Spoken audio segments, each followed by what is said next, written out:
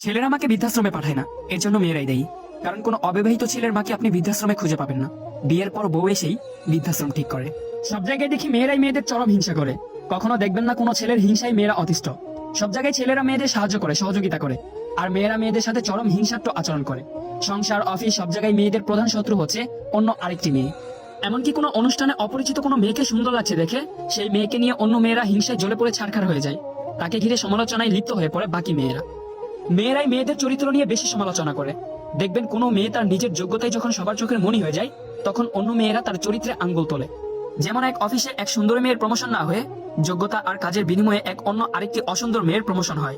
কারণ সে তার রূপে নয়, কাজে মনোযোগী ছিল।